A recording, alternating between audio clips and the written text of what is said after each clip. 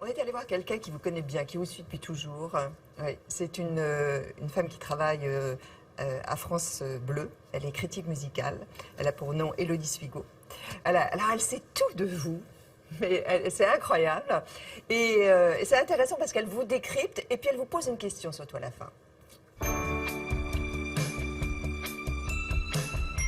La carrière de Julien Doré, elle est assez intéressante. Pourquoi? Parce que c'est déjà un personnage assez particulier, atypique. Oh, moi, je m'appelle Lolita. Quand il sort de la Nouvelle Star, franchement, je pense qu'on sait tous qu'il va avoir un vrai parcours. Il brillait tellement, c'était un diamant pur, Julien Doré.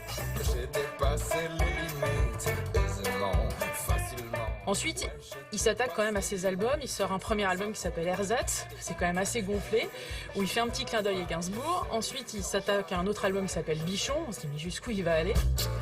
Et puis ensuite, il a enchaîné avec des albums où il s'est vraiment ouvert. Il va nous livrer une partie de lui-même, tout en gardant une certaine pudeur, en fait, et en imposant cette personnalité qui est juste débordante et fascinante. Peu importe ce qu'il fait, de toute façon, il assume tout. Il s'excuse jamais, il est fier de ce qu'il fait, et il a raison, parce qu'au moins, lui, il apporte quelque chose. Julien Doré, c'est un artiste complet. Il a le don de la voix, d'accord ? Il a le don de l'interprétation, parce que c'est un vrai acteur sur scène. Il a effectivement ce côté des beaux-arts. Il fait attention à l'image, il fait attention à ce qu'il dit. C'est quelqu'un qui est amoureux de la littérature. La force de l'écriture de Julien Doré, c'est que quand on écoute ses textes, il nous permet à nous, non pas d'être spectateurs de ce qu'il chante, mais de devenir acteurs.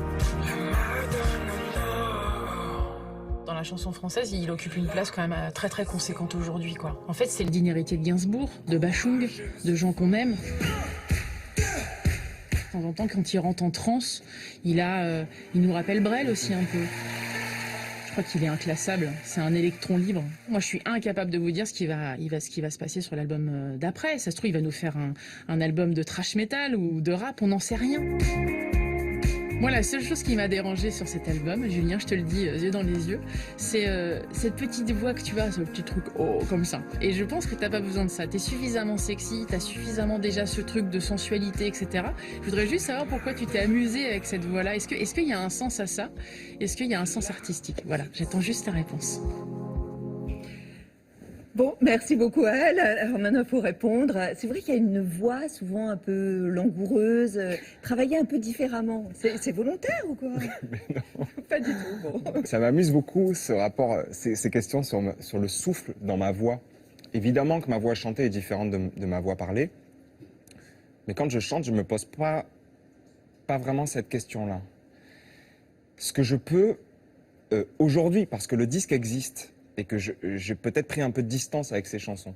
Ce que je peux peut-être comprendre de ça, c'est que quand j'ai enregistré ma voix pour ces chansons-là, j'avais juste conscience qu'on est dans une époque qui hurle, qui crie, qui essaie en permanence d'avoir la voix la plus haute, la plus forte, la plus rapide surtout, pour injecter le plus de mots avec le moins de sens possible. J'ai ce souvenir que quand j'ai enregistré ma voix dans ce chalet en montagne, j'essayais de poser une voix qui caresse, qui enveloppe, qui susurre, qui essaie de donner la sonorité aux mots par l'air, le souffle, avant la performance vocale chantée.